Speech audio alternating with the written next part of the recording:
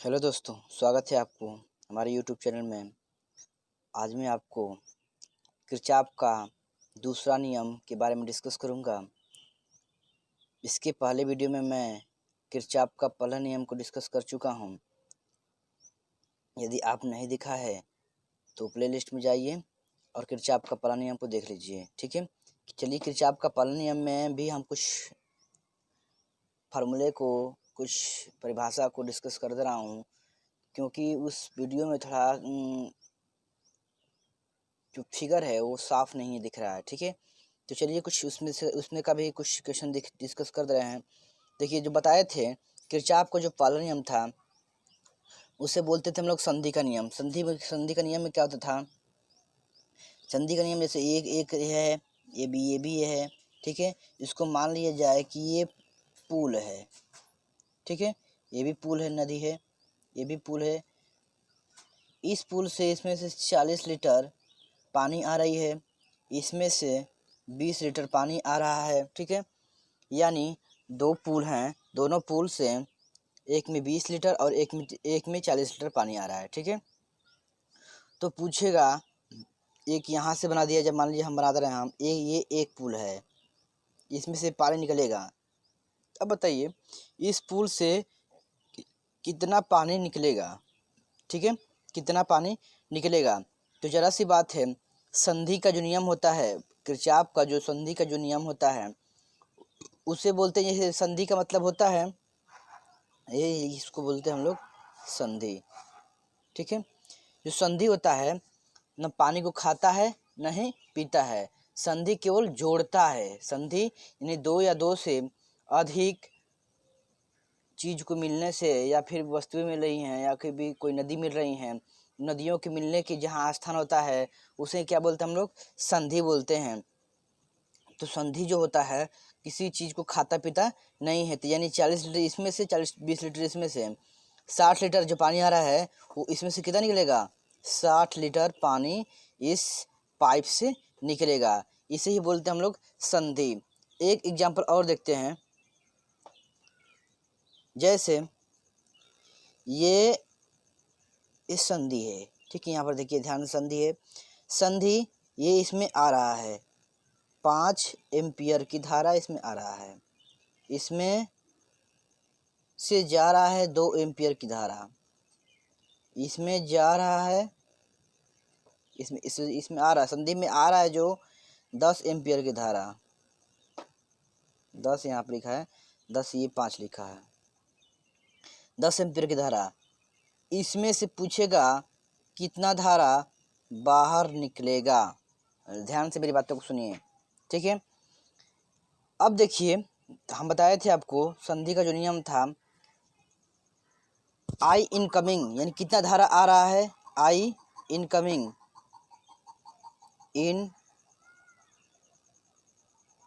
आई incoming बराबर किसके होता है? आई आउटगोइंग, आउटगोइंग के बराबर होता है। यानी जितना धारा आएगा उतना ही धारा क्या करेगा? जाएगा। यानी जितना पानी आएगा उतना ही ना पानी जाएगा, पानी तो नष्ट नहीं होगा। ये नहीं कि 20 लीटर पानी आया, उसमें से रिश्ते रिश्ते रिश्ते रिश्ते पानी, पाइप जो है पानी चूस गया, और चूसने के बजाय क्या हो गया, 10 लीटर पानी आया तो वो 5 ही लीटर पानी बाहर निकाला। ऐसा नहीं हो सकता है, जितना पानी आएगा उतना ही पानी क्या करेगा? बाहर निकालेगा। अब देखिए इसमें गया कितना है, गया कितना, इस संधि में कितना गया है? देखिए ये तीर बताता है कि पानी संधि में जा रहा है, ये तीर बताता है पानी संधि में जा रहा है। तो कितना जा रहा है? 5 जा रहा है। ठीक है, अब देखिए ये भी तीर संधि की तरफ ही बना है, तो ये भी कितना बना है? 10 जा रहा है, 10 लिख दिए, बराबर। अब देखिए संधि से ये निकल रहा है, इस संधि से निकल रहा है, कितना निकल रहा है? 2 प्लस ये इसका मान पूछ रहा है, इसमें कितना निकलेगा, आई लिख दीजिए। अब देखिए 10 और 5 कितना हो जाएगा? ऊपर साल पढ़ रहे हैं, 15 हो जाएगा। अब ये जो 2 है इधर आएगा तो माइनस में हो जाएगा, -2 बराबर कितना हो जाएगा? आई। अब 15 में से 2 जाए कितना हो जाएगा? 13 बराबर आई हो जाएगा। यानी आई का मान कितना हो जाएगा? 13। यानी इसमें से कितना धारा निकलेगा? 13 एम्पियर धारा निकलेगा। इसे हम लोग बोलते थे, क्या करते थे? किरचॉफ का प्रथम नियम यानी संधि का नियम बोलते थे। अब हम देखेंगे अब किरचॉफ का दूसरा नियम। किरचॉफ का जो दूसरा नियम है ये भी बहुत इम्पोर्टेंट है और समझ लीजिएगा, एकदम बारीकी से समझिएगा ताकि आपको समझ में आ जाए। यानी किरचॉफ का जो नियम था उसको हम कैसे सॉल्व करते थे हम लोग, यानी जटिल प्रपथों के लिए किरचॉफ द्वारा प्रतिपादित दो नियम निम्नलिखित हैं। पहला नियम बता दिए संधि का नियम, दूसरा नियम जो है किरचॉफ का द्वितीय नियम यानी लूप का नियम यानी बंद पास का नियम भी कहते हैं इसे, ठीक है। बंद यानी ये चारों तरफ से बंद होता है, इसे हम लोग क्या कहते हैं, लूप का नियम। अब लूप का नियम में क्या होता था, मान लीजिए एक हमने एक प्रतिरोध ले लिया और एक बैटरी से लगाकर ये एक कुंजी है हमारा, ठीक है, कुंजी से लगाकर एक प्रतिरोध R लगा दिए, जिसका आंतरिक प्रतिरोध, देखिए आंतरिक प्रतिरोध क्या है ऊपर, जिसका जो आंतरिक प्रतिरोध है, देखिए आंतरिक प्रतिरोध यानी स्मॉल r का मान क्या है, 0 है। इस परिपथ का आंतरिक प्रतिरोध 0 है। नहीं समझ में आ रहा है तो देखिए बता रहे हैं आपको, यानी ये एक बैटरी लगा दिए, बैटरी लगा करके यहाँ पर एक कुंजी लगा दिए, कुंजी लगा करके एक यहाँ से हम इस तरह से एक हम क्या कर दिए,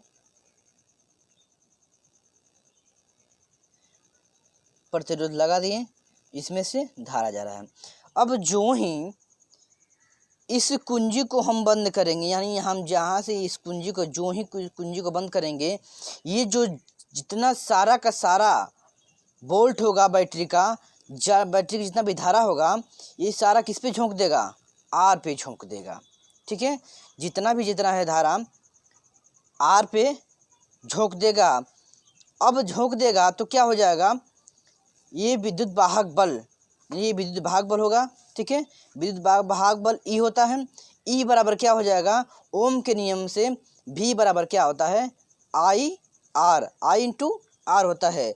I इसमें धारा जा रहा है और R प्रतिरोध है, यानी EMF, यानी E से E बराबर लिखेंगे, E बराबर IR।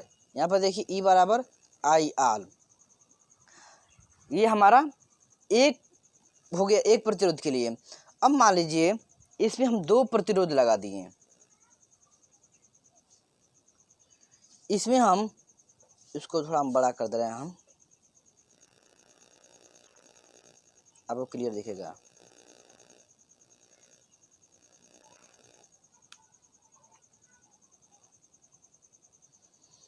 अब इसमें क्या कर दिए हम, इसमें दो बैटरी लगा करके, देखिए एक बैटरी यहाँ पे है इस तरह से और एक बैटरी यहाँ पर लगा करके एक हम कुंजी लगा दिए, ठीक है।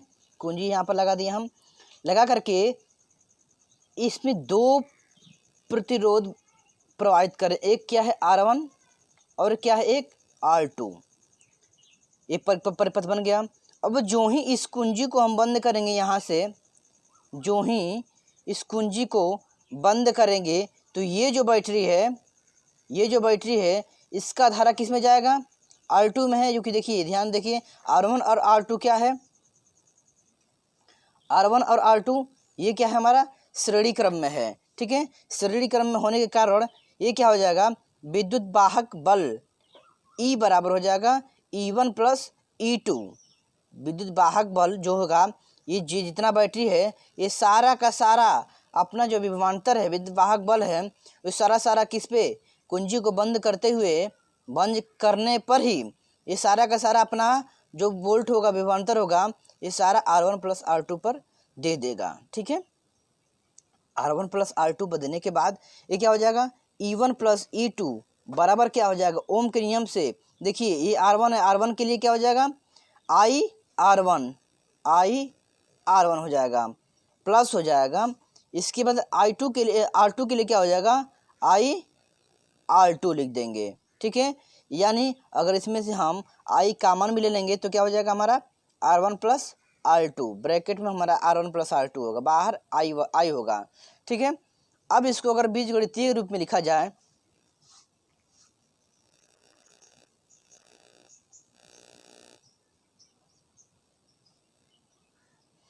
जो हम बनाए हैं ऊपर देखिए E बराबर IR, ठीक है। अगर IR को आई आर को पक्षांतर करके लेफ्ट हैंड साइड में लेकर जाया जाए तो क्या हो जाएगा, ई बराबर, ठीक इसको ही इस फॉर्म में लिख रहे हैं, ठीक है। ये भी फॉर्म वही है, ये भी फॉर्म वही है। अगर इसको पक्षांतर करके इधर लेके चला जाए तो क्या हो जाएगा, E minus I R one बराबर क्या हो जाएगा, 0, ठीक है। यानी विद्युत वाहक बल का मान क्या हो जाएगा, 0 हो जाएगा, ठीक है। यानी इसको बोलते हैं हम लोग डेल्टा वी। ये भी विद्युत वाहक बल, ये भी विद्युत वाहक बल ही होता है। यानी डेल्टा वी का मान क्या हो जाएगा, 0 हो जाएगा। फिर इसको भी नीचे जो बनाए थे हम, इसको ऊपर कर दे रहे हैं हम। देखिए ये जो E1 प्लस E2 बराबर IR1 प्लस IR2 बनाए थे, इसको भी पक्षांतर करके हम इधर ले आएंगे तो क्या हो जाएगा, माइनस IR1 माइनस IR2 बराबर 0 हो जाएगा। और E1 प्लस E2 तो इसमें जुड़ा ही है। इसमें भी देखिए ये भी विद्युत वाहक बल है, ये भी विद्युत वाहक बल और ये भी विद्युत वाहक बल ही है। दोनों का मान क्या हो जाएगा, 0, यानी डेल्टा V बराबर क्या हो जाएगा, 0 हो जाएगा। अतः क्या हो जाएगा, इसके बाद एक हम और देखते हैं, इसी परिभाषा को एक बार हम और देख लेते हैं, ठीक है। अब यहाँ से इसको पक्षांतर इधर किया जाए तो क्या हो जाएगा, पक्षांतर, ठीक वही बात है, पहले वाला बात यहाँ पर आ गया, ठीक है, पहले वाला बात आ गया। तो यानी क्या हो जाएगा, ई क्या है, विद्युत वाहक बल है, और आई आर क्या है, प्रतिरोध पर वोल्टता है। प्रतिरोध पर वोल्टता ही ना है, क्योंकि इस प्रतिरोध पर कुंजी को बंद करते ये क्या है, ये वोल्टता जो भी वोल्ट है इस प्रतिरोध पर क्या कर रहा है, पड़ रहा है। अतः क्या हो जाएगा, आई आर बराबर क्या हो जाएगा, प्रतिरोध पर वोल्टता हो जाएगा, ठीक है। इसी प्रकार द्वितीय नियम दूसरा बंद पास के लिए देखा जाए तो E1 प्लस E2 बराबर क्या हो जाएगा, IR1 प्लस IR2। ये क्या हो जाएगा, विद्युत वाहक बलों का योग, ठीक है। विद्युत वाहक बल कितना लग रहा था हमारा, था पहले में क्या था, ई था, तो लिख दिए विद्युत वाहक बल। लेकिन इसमें क्या है, 2 बैटरी लगा हुआ है। 2 बैटरी कौन कौन सी लगी है, एक E1 लगी है और E2 लगी है, ठीक है। तो उन दोनों को जोड़ेंगे तभी तो बैटरी पूरा सेम मिलेगा हम, क्योंकि सारा हमको विद्युत वाहक बल मिलेगा, ठीक है। यानी विद्युत वाहक बलों का योग। इसके बाद IR1 प्लस IR2 को जो मिलाएंगे तो क्या हो जाएगा, प्रतिरोधों पर वोल्टताओं का योग। ये प्रतिरोधों पर वोल्टता था, अब इसमें कई प्रतिरोध लगा है तो क्या हो जाएगा, प्रतिरोधों पर वोल्टताओं का योग होता है, ठीक है। अतः यह जैसे यह नियम बंद विद्युत परिपथों के लिए लागू होता है। ध्यान दीजिएगा, ये जब तक परिपथ बंद नहीं होगा तब तक ये जो नियम होता है लागू नहीं होगा।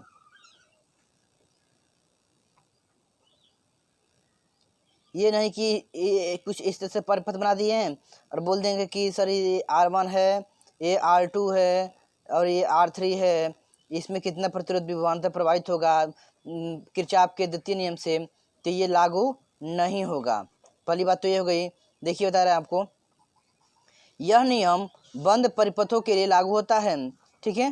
दूसरा क्या है, परिपथों यानी एल प्रतिरोधों, ठीक है, तथा सेलों से युक्त किसी बंद लूप में वोल्टताओं का बीजगणितीय योग क्या होता है, 0 होता है। जैसे बताया अभी, यहाँ पर देखिए, यहाँ पर देखिए, ठीक है। यानी प्रतिरोधों तथा सेलों से युक्त, प्रतिरोधों तथा सेलों से युक्त, इसमें सेल तो सेल लगाया ही गया है, इसमें ऊपर प्रतिरोध लगा ही गया है। यानी प्रतिरोधों तथा सेलों से युक्त किसी बंद लूप में वोल्टताओं का बीजगणितीय योग हमेशा क्या होता है, 0 होता है। ये 1 नंबर में पूछ सकता है, ये भी 1 नंबर में पूछ सकता है। अब बात आती है इसका परिभाषा के बारे में। परिभाषा कैसे जिससे हम लोग क्लियर करेंगे, तो परिभाषा को देख लीजिए आप लोग।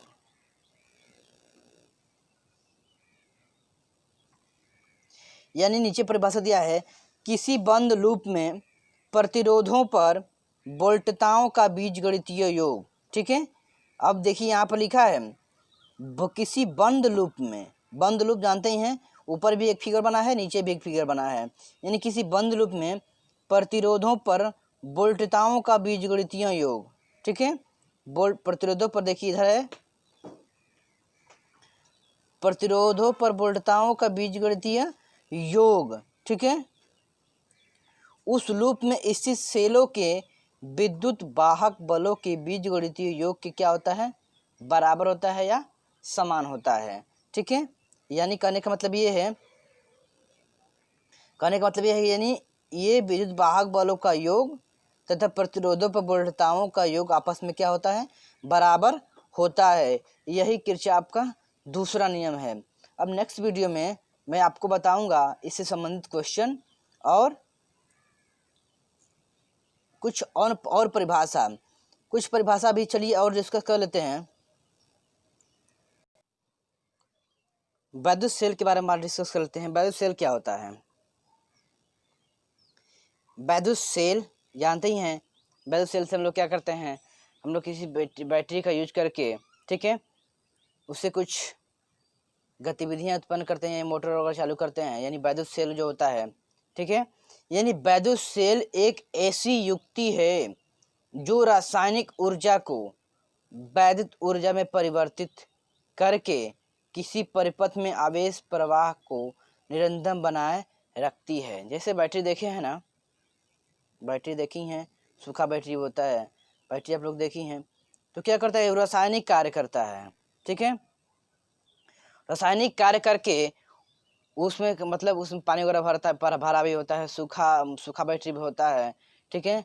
जो जैसे मतलब सेल वेल में लगाते हैं, घड़ी देखे हैं ना, ठीक है, घड़ी में जो लगा तो सेल, वो सब सूखा सेल होता है, ठीक है।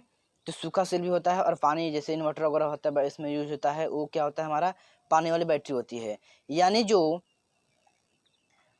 वैद्युत सेल होता है रासायनिक ऊर्जा को वो किसमें चेंज करता है, वैद्युत ऊर्जा में परिवर्तित करता है, और परिवर्तन करने के बाद यार क्या होता है, वो किसी परिपथ में आवेश की प्रवाह को निरंतर क्या रखता है, बनाए रखता है, ठीक है।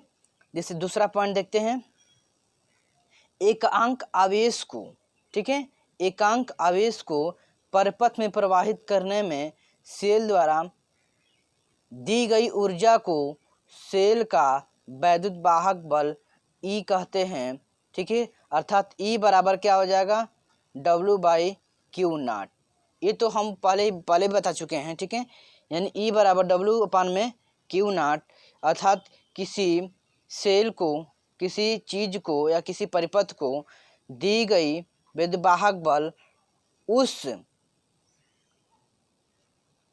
सेल द्वारा दी गई ऊर्जा को विद्युत वाहक बल E कहते हैं। यानी इसमें जितना कार्य होता है तथा जितना सेल दे रहा है ना, तो जितना कार्य होता है, जैसे मान लीजिए हमने किसी मोटर को अब एक क्या कर दिए हम सेल द्वारा, बैटरी द्वारा, उसमें क्या कर रहे हैं, ऊर्जा यानी विद्युत प्रवाहित कर रहे हैं। तो मोटर द्वारा जितना कार्य किया गया है तथा उस आवेश जो हम लोग जो दिए हैं, उन दोनों का अनुपात करेंगे, यानी दोनों का अनुपात करने के बराबर क्या होता है, हमारा वैद्युत वाहक बल E होता है। इसका मात्रक जो होता है वोल्ट या जूल प्रति कूलाम होता है। यानी W का मतलब क्या होता है, जूल हो जाएगा, Q का मतलब क्या हो जाएगा, कूलाम हो जाएगा। यानी क्या हो जाएगा, हमारा जूल प्रति कूलाम, ये हमारा वैद्युत वाहक बल E का मान हो जाएगा, ठीक है। तो आज के लिए बस इतना ही। नेक्स्ट वीडियो में मैं आपको किरचॉफ का कुछ इंपॉर्टेंट, जैसे मीटर से 2 हो गया, व्हीटस्टोन से 2 हो गया, इन सब के बारे में डिस्कस करूंगा। तो वीडियो को ज़्यादा लंबा ना करते हुए आज के लिए बस इतना ही। यदि हमारे चैनल पर नए हैं तो चैनल को सब्सक्राइब करके बेल आइकन को भी प्रेस कर लें, जैसे कि हमारे नए वीडियो का नोटिफिकेशन आप तक सबसे पहले पहुँचे। धन्यवाद।